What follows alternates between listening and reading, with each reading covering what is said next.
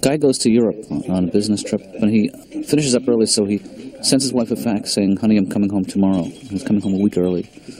Gets home and walks in the house, and he catches his wife in the act. Yeah. Doesn't even say anything. He's devastated. He slinks out of the house, goes to his shrink, tells the shrink what happened. Shrink listens very sympathetically. He says, maybe she didn't get the fax. Yeah. That's a really good... It's not a great joke. It's not? It's really about the limitations of technology. Hey, guys, how about a toast? Okay. You with me? Sure. What are we toasting? Toast. What's today? Today's Thursday. To weekdays. To weekdays in general? Yes. You know, it's a little thin, Katz. Well, think about it. Without weekdays, the weekend would just be the end of the week. You know? So to weekdays everywhere. It's the thinking man's weekend, the weekday. Right. Definitely. Cheers. All right. If you put it that way, you smell good. Yeah. I do? Yeah. Well, it's me.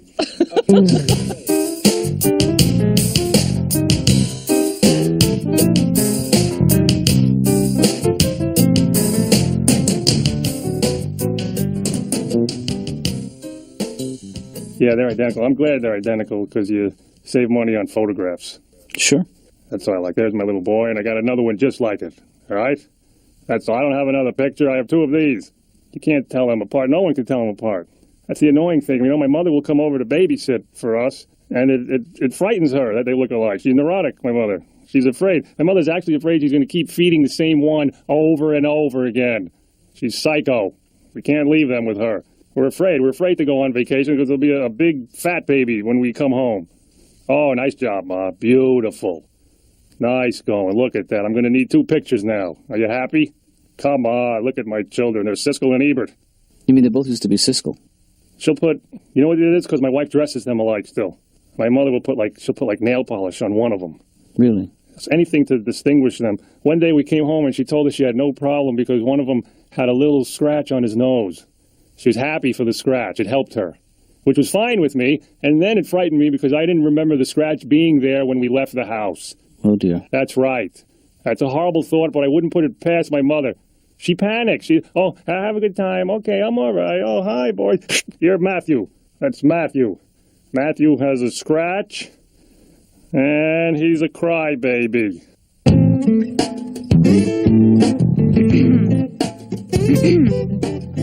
Mr. Romano, your account is past due. Oh, yeah, all right. What is it? What's the number? Well, you haven't paid for the last 3 appointments, so that comes to $450. All right, I got this one. No worries. How about a round? Round of mental health for everyone in here, all right? I'm buying. Don't even think twice. Put your money down. Your money's no good here. There you go, all right? You are one crazy guy.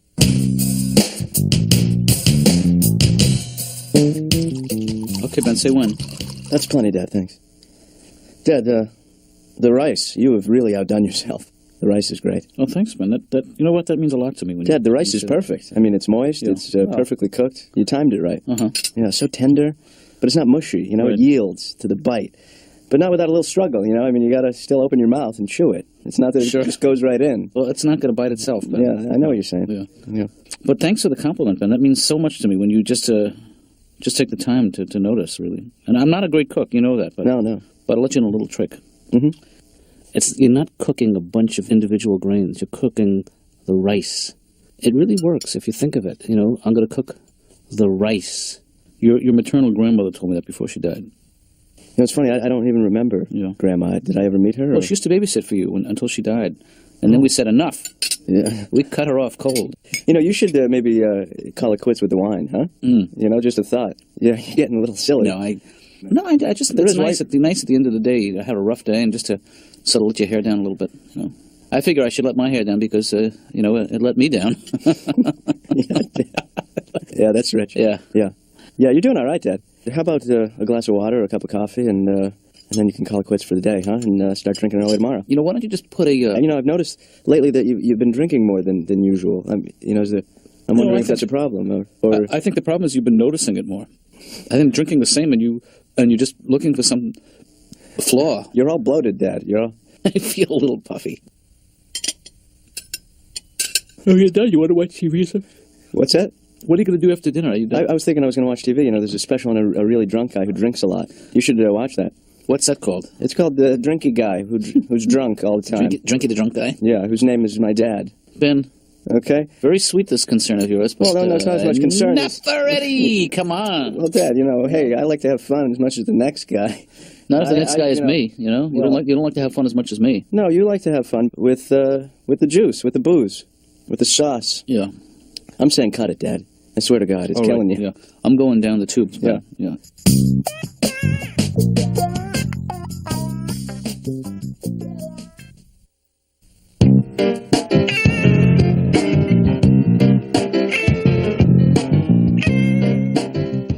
Hi, I'm Janeane Garofalo. I'm here to see Dr. Katz. Garofalo. How do you spell that? Like the animal?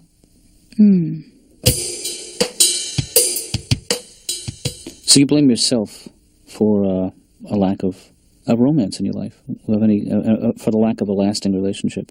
I mean, when it comes to sex and stuff, I totally, whenever anyone spends the night at my house, come 2 a.m., I'm like a bartender. It's like, all right, people, wrap it up.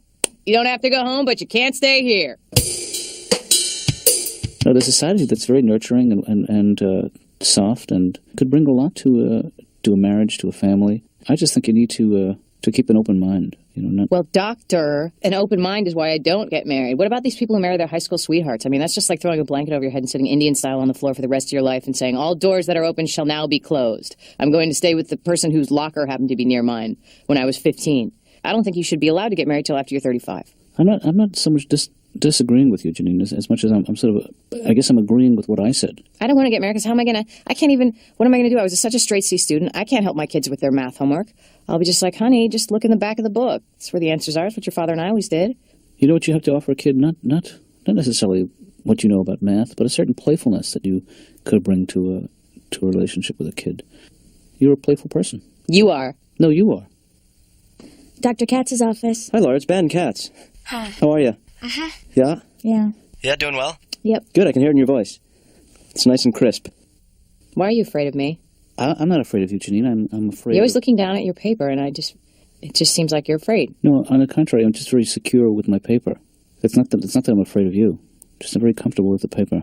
Do you like me? Do I like you? Why do you want to know that? You're a bottle rocket today. He's the same as ever? Yeah. Yeah? You think he's on an even keel, or? Maybe a little more so than usual, Yeah. but the same.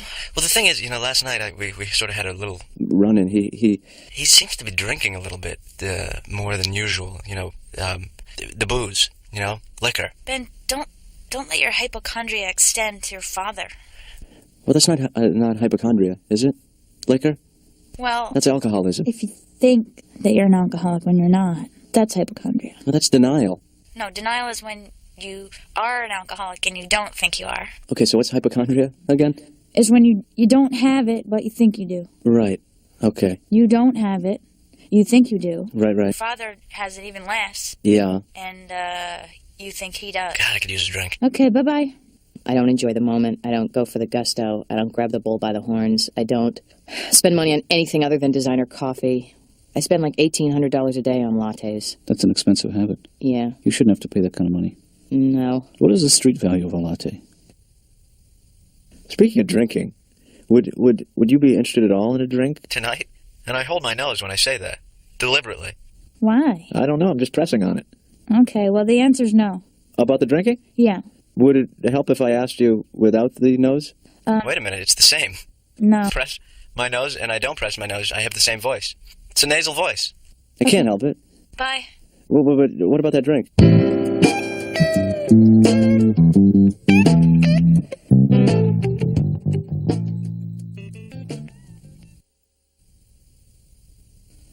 I'm sure that must have been a terrifying experience.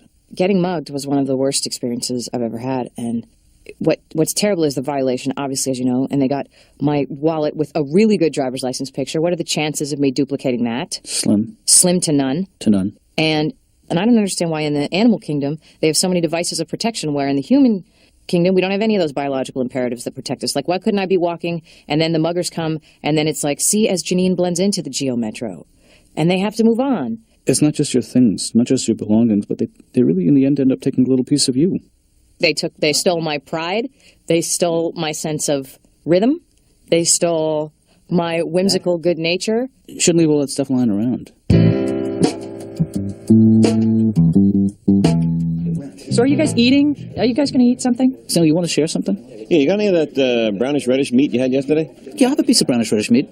On whole wheat? Yeah, I got whole wheat. Give us just like a study in khaki. Earth tone. A plate of earth tones, yeah.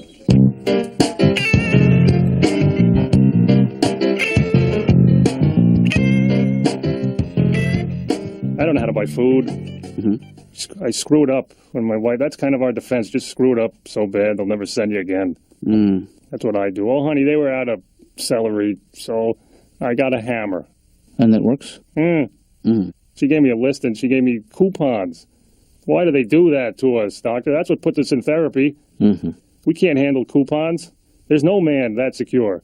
No man. There's no man who's that secure with himself where he can look a registered girl right in her eye. Well, hey, I believe it's 20 cents off the Cocoa Pebbles. Slow down, lady. 20 cents. Shut up. I'm having a coupon problem. Mind your business. Your milk is leaking, you schmuck. We can't do that. We're men. We're idiots. We're stupid. We're insecure and we know it. Right. We have that macho image. You can't even hold the door. You ever watch that? You ever watch a man when he's holding the door open for a woman and then another man is trying to get in right behind her? Can't do that. You can't hold it for him. The most you can do is give him that little, there you go, flip. Here, I'm not going to hold it. I'll get you started. Get away from me, you weirdo. You want to talk about my wife? Okay. It's our anniversary coming up. Hey, congratulations, Ray. How do you celebrate? Do you do something special? It's less and less every year. It's just a card now. That's all. Really? Card. I heard you. We're just too tired. I like when I have to buy a card for my wife because then the men usually like that because the card can express things that we can't. That's how I shop for a card. I read it, and if I could say it, I'm not going to pay for it. I look at the card. Oh, I could say that if I had to. If I was drunk, I would say that. When we drink, we get a lot more demonstrative. Yeah, cops could give a drunk driving test that way. Just pull the guy over. Sir, how's your marriage? I love my wife. You're under arrest, son. That's all. Put the balloon down.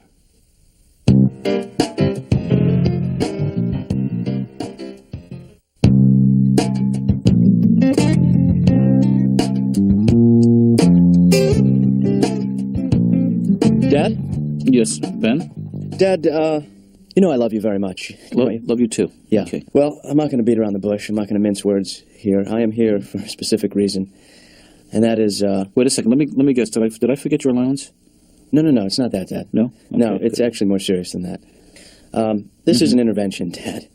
I mean, I don't want to make any bones about it. I'm here to tell you. Can we do this later? Sure. Because I'm in the middle. I'm almost done with this chapter. If you hold on one sec. Well, why don't I leave and come right back? Because I didn't think I got a good start on that anyway. Okay. I've never done this before. Well, it's not. Take your time. I read a pamphlet. Nothing worse than a bad intervention. Yeah, I know. That didn't come off right, did it? That's not going to make you stop. Okay, so try it again. You know, the truth has been, and this might find some comfort here, is that I don't drink a lot for a guy with my body weight. Really? Yeah. How does that work? Well, there's a formula you can use depending on your weight. Right. For instance, a guy my size can have 2 beers and not really feel the effects, but a 6-year-old who's much smaller. Yeah, I've been there. Cannot put him away like that. Yeah, that's true. You know, Dad, take off the mask for 1 minute. Ben, I appreciate this. You know, your concern. It's very sweet. Dad, I will never give up on you. You understand? You know, this has really gone far enough. I blame I've been myself. very I patient. blame Mom. You know, we should have seen the handwriting on the wall. Ben, most American men and women who work for a living will have an alcoholic beverage at the end of the day, and any medical expert will tell you that's actually a good thing. It prolongs life. You call this living? Walking around in a stupor, reeking of liquor, sinking deeper and deeper into debt. debt. Ben, I'm going to read. What you see is my drinking problem. The drinking. Yeah? Yeah. I see as my drinking hobby. So it's a hobby? It's a hobby in the broadest sense of the word, because a hobby really implies something you do to relax, to enjoy yourself. Yeah, but drinking is bad, Dad. I mean, you shouldn't have to do it all the time like you do. I don't have to do anything. I don't have to drink. Well, you do drink, though, every day, right? Well, I have to drink. I don't have to drink. I'm getting to. No, what I have to do is I have to relax. I have a... I'm just saying, if you can get to that point where you can relax without the use of alcohol, I think... How about if I say this? Point well taken, and we leave it at that. Well, you've made your point, and my point is, you're coming from a 24-year-old vantage point. I understand. I mean, I'm a younger man. But the point is, when you're 24 years old, relaxing could be, for you, just, lying down and feeling your own manhood. Yeah. I don't know why I said that. All right, I have a problem, too.